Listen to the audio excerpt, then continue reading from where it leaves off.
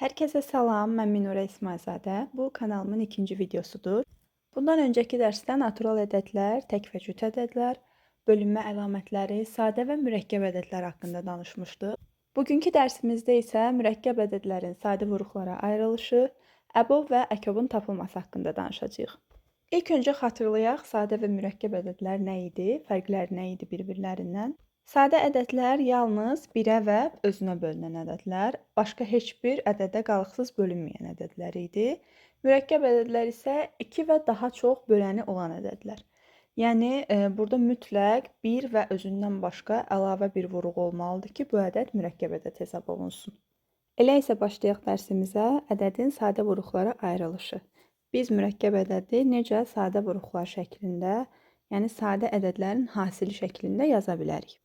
Ədədin sadə vuruqların hasili şəklində göstərilməsinə onun sadə vuruqlara ayrılışı deyilir. Bu, təbii ki, tərifdir, amma biz nə demişdik? Tərifi mexaniki olaraq əzbərləmirik, məntiqini başa düşməyə çalışırıq. İndi isə hər hansı bir nümunə ədəd götürüb, onu sadə vuruqların hasili şəklində yazaq və görək ədədi sadə vuruqlara necə ayrılırıq. Nümunə olaraq hər hansı bir 3 rəqəmli ədəd götürürəm. Məsəl üçün 168 ədədi. Burada bizə keçən dərsdən öyrəndiklərimiz kömək olacaq. Birinci növbədə ədədin sadə və ya mürəkkəb olmasını yoxlayırıq. Çünki ümumiyyətlə bir ədədi sadə vuruqlar şəklində yazırıqsa, bu mürəkkəb ədəd olmalıdır. Yəni, mürəkkəb ədədi biz sadə vuruqların hasil şəklində yaza bilirik. Ümumiyyətlə, sadə vuruqlara ayırmaq haqqında danışırıq. Ədədimiz cüt ədəddir, bunu hardan bilirik? Son rəqəmi 2, 4, 6, 8 və 0-dırsa, bu ədəd cüt ədəddir deməkdir. Cüt ədəddirsə, avtomatik 2-yə də bölünür deməkdir və bu o deməkdir ki, birdən və özündən başqa əlavə bir böləni də var bu ədədin. Bu ədəd mürəkkəb ədəddir. Burada razılaşdıq. İndi isə bu ədədi sadə vuruqlara necə ayırarıq ona baxaq. Sadə ədədlərimiz hansıları idi? Bir neçə nümunə yazırıq. 2, 3, 5, 7, 11, hələ ki bu qədər kifayətdir. İndi isə nümunə ədədimiz olan 168-in bu sadə ədədlərdən hansına bölündüyünə baxırıq. Bu yerdə isə bizə bölünmə əlamətləri kömək edəcək təbii ki. Ədədimiz cüt ədəd olduğu üçün birinci növbədə 2-yi yoxlayırıq və bu ədəd 2-yə bölünür. 168 ədədini 2-yə bölürük.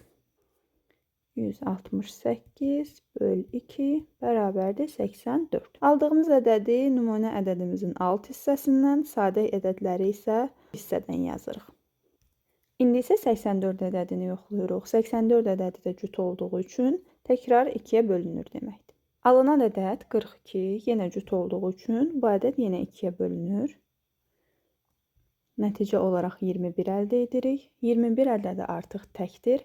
Bu deməkdir ki, 2-yə qalıqsız bölünməyəcək. Biz növbəti sadə ədədimizə, yəni 3-ə baxırıq. 3-ə bölünmənin şərti nə idi? Təbii ki, çoxunuz bəlkə də əzbərdən bilirsiniz ki, 21 ədədi 3-ə qalıqsız bölünür. Cavab 7 alınır. Amma biz burada daha böyük bir ədəd də ala bilərdik. Ona görə yaxşı olar ki, bölünmə əlamətini yoxlayaq, həm də praktik etmiş olarıq. 21 ədədinin rəqəmlərinin cəmi 3 edir. 3 ədədi 3-ə qalıqsız bölünürsə, 21 də 3-ə qalıqsız bölünür deməkdir. 21 3-ə bölünən zaman cavab 7. Alınan 7 ədədi ümumiyyətlə sadə olduğu üçün yalnız özünə bölə bilirik biz onu. 7 və nəticə olaraq 1. 168 ədədini sadə vuruqlara ayırdıq. 5 dənə sadə vuruğu var. 168 bərabərdir 2, vurulsun 2, vurulsun 2, vurulsun 3, vurulsun 7. Burada yazdığımız hər bir ədəd sadə ədəd olmalıdır və bunların hasili bizim nümunə ədədimizə bərabər olmalıdır. O halda bu deməkdir ki, biz ədədi düzgün şəkildə sadə vuruqlara ayırmışıq. Beləliklə, 168 ədədinin 5 dənə sadə vuruğu var, 3 dənə müxtəlif sadə vuruğu var. Yəni, bir ədədi bir dəfə saymaq şərtindən baxsaq, burada 3 dənə müxtəlif sadə vuruq var. Başqa bir nümunəyə, başqa bir yolla sadə vuruqlara ayırmağa çalışaq. Məsəl üçün, 150 ədədi 6-cı sinif kurikulum məktəb dərsliyində belə bir nümunə qeyd olunub, yəni belə bir tapşırıq var. Burada fərqli üsulla sadə vuruqlara ayrılır. İndi onu da izah edəcəm. Ola bilər ki, birinci qaydanı yox, ikinci qaydanı başa düşərsiniz. O sizin üçün daha rahat olar. Qayda belədir. 150 ədədini bildiyimiz 2 ədədin hasili şəklində yazırıq. Sadə, mürəkkəb heç bir fərqi yoxdur. Məsəl üçün, ilk ağlımıza gələn 15 və 10. 15 və 10'un hasili 150'dir. Amma 15 və 10 heç biri sadə ədəd deyil. 15 və 10'un ayrı-ayrılıqda öz aralarında sadə vuruqlarına baxırıq. 15'i 3 və 5'in hasili kimi yazıram. 10'u 2 və 5'in hasili kimi yazıram. Bu halda alınan ədədlərin hər biri sadə ədəd olur və bu metodla 150 ədədini sadə vuruqlara ayırmış oluruq. 150 bərabərdir 3 vurulsun 5 vurulsun 2 vurulsun 5. Burada bizdə 2 dənə 5 var, 3 və 2 vuruqlar var. 150 ədədinin ümumilikdə 4 sadə vuruğu, müxtəlif sadə vuruqlarının sayına baxsaq 3, 2, 5 2 dənə olduğu üçün birini sayıram 5. 3 dənə sadə vuruğu var deməkdir. Bir də belə bir tapşırıq var. Buna da baxaq. 25 bərabərdir 1 vurulsun 5 vurulsun 5. 49 bərabərdir 7 vurulsun 7. 48 bərabərdir 6 vurulsun 8. Sual verir ki, hansı doğru şəkildə sadə vuruqlara ayrılmanı göstərir. Biz dedik ki, vuruqlardakı ədədlərin hər biri sadə olmalıdır. Və keçən dərs öyrənmişdik ki, bir nə sadə, nə mürəkkəb ədəd deyil. Ona görə də sadə vuruqlara ayrılışı yazan zaman orada biri nəzərə almırıq. Ona görə bu variant çıxır. İkinci varianta baxırıq. 7, 7, 2 vuruq var, hər iki sadə. Bu doğrudur. Üçüncü variantda 48'i 6 və 8'in hasili kimi yazıb. Yalnız nə 6, nə 8 sadə ədəd deyil. Biz 6 və 8'in özünü 2, 3'ün hasili kimi, 8'i isə 2 və 4'ün hasili kimi, yenidən bu 4'ü 2 dənə 2'nin hasili kimi yaza bilərik. Çünki bizə lazımdır ki, vuruqlardakı ədədlər sadə olsun. Yəni bu sizi çaşdırmasın. 6 və 8'in vuruqlarının hasili 48 edə bilər. Amma biz sadə vuruqlara ayrılmanı öyrənirik. Yəni buradakı hər bir ədəd, hər bir vuruq özü də sadə ədəd olmalıdır. Növbəti mövzumuz əbob, ən böyük ortaq bölən. Bunu birbaşa nümunə üzərindən izah edəcəm ki, başa düşmək asan olsun. Hər hansı 2 ədəd götürürəm və ilk nümunə üçün çalışacağım ki, bu ədədlər mürəkkəb olsun ki, biz əbobu tapa bilək, yəni qaydanı öyrənək. Daha sonra sadə ədədlərdə necə olur, onu da izah edəcəm. Nümunə ədədlərimiz 45 və 60 ədədi olsun. İlk öncə bu ədədləri bölən, yəni bu ədədlərin qalıqsız bölündüyü bütün ədədləri yazırıq.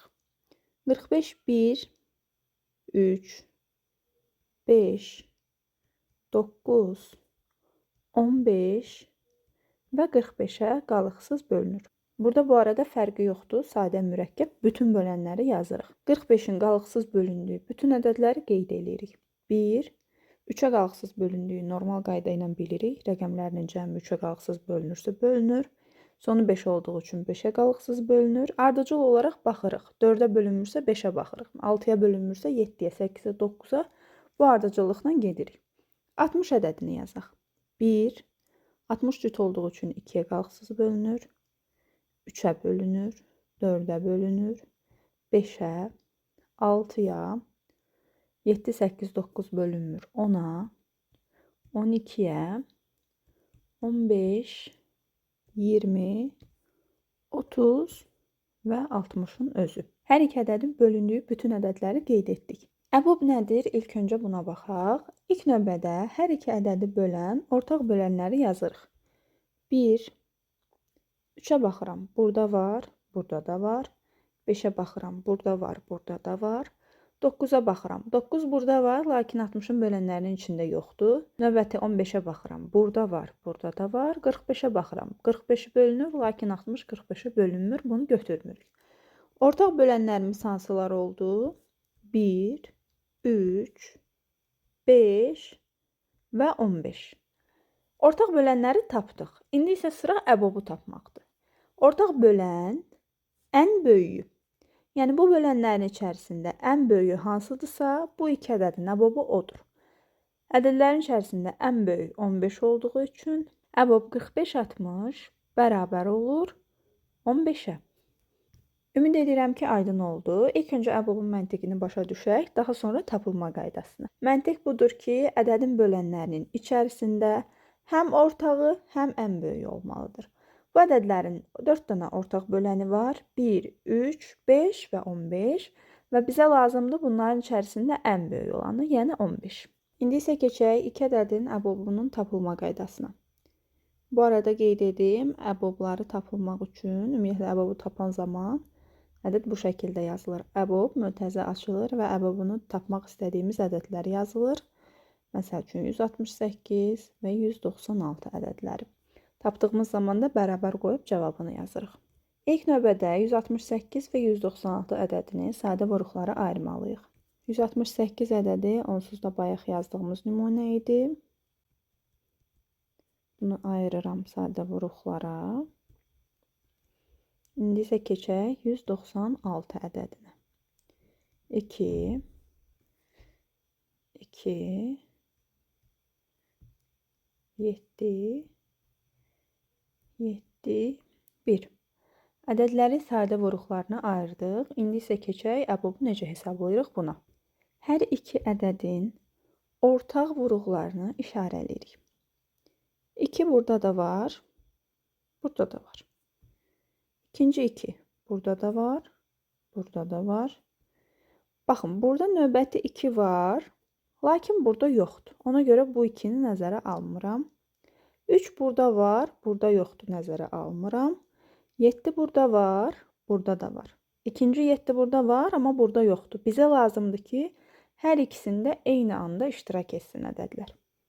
Ortaq ədədlərimiz hansılar oldu? 2, növbəti 2 və 7. Yəni, bunlar bizim ortaq vuruqlarımız oldu.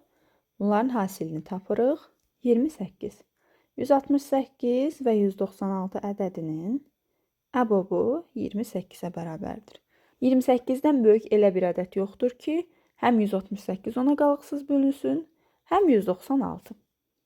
Amma bəzən elə olur ki, ədədlərin ümumiyyətlə ortaq bölənləri olmur. Yəni, birdən başqa ortaq bölənləri olmur.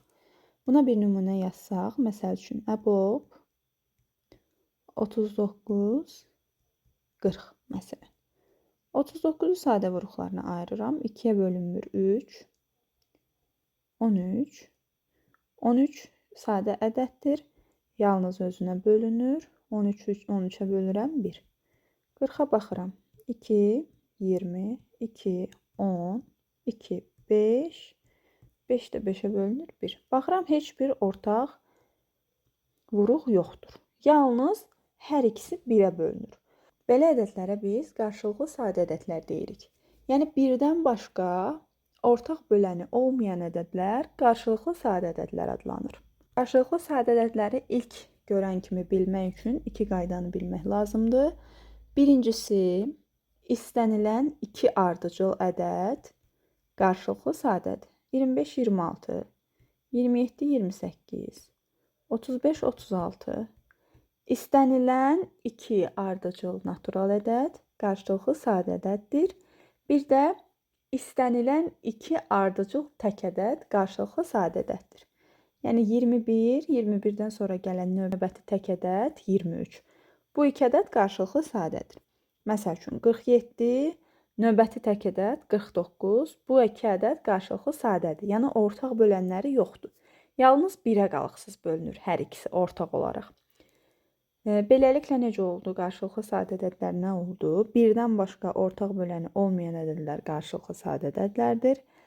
Həm ardıcıl ədədlər, həm də ardıcıl tək ədədlər bir-biri ilə qarşılıqlı sadə ədəddir. Bir də bəzən görə bilərik ki, 2 dənə ədəd verilir əbobun tapılması üçün, lakin bir ədəd o biri ədədin böləni olur. Yəni necə? Əbob, məsəl üçün, 12, 24. Bu ədədlərdən böyük olan təbii ki 24, 12-yə qalıqsız bölünür, cavab 2 düşür. Yəni 12, 24-ün eyni vaxtda bölənidir. Biz də onsuz da ki bölənlərin ən böyüyünü tapmalıyıq. Təbii ki heç bir 12-nin böləni 12-dən böyük olası deyil.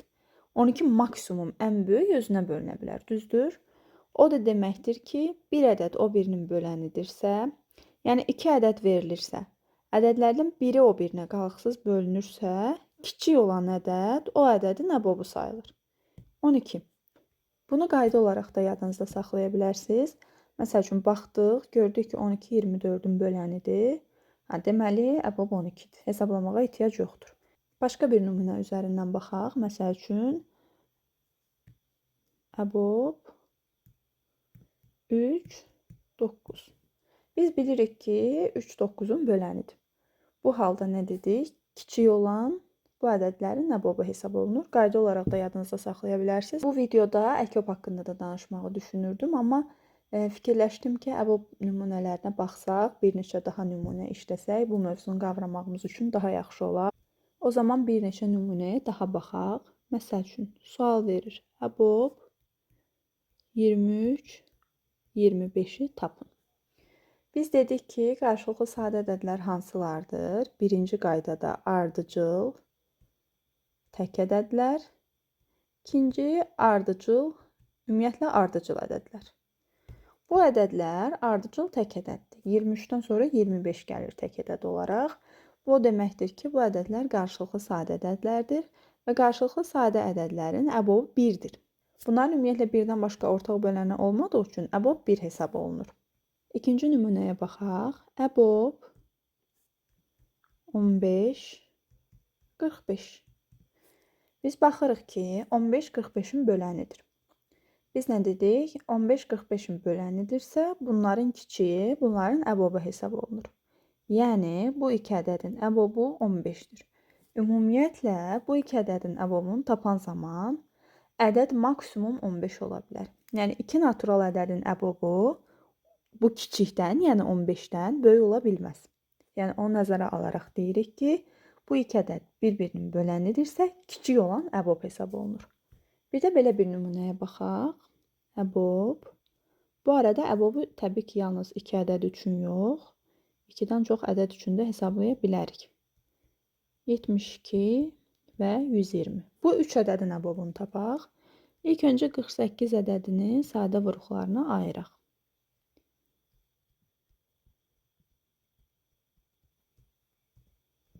Daha sonra 72 ədədini sadə vuruqlarına ayıraq.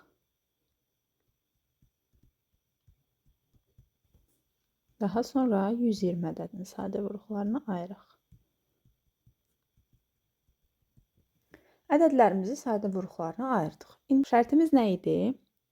Hər birində iştirak edənləri işarələyirik.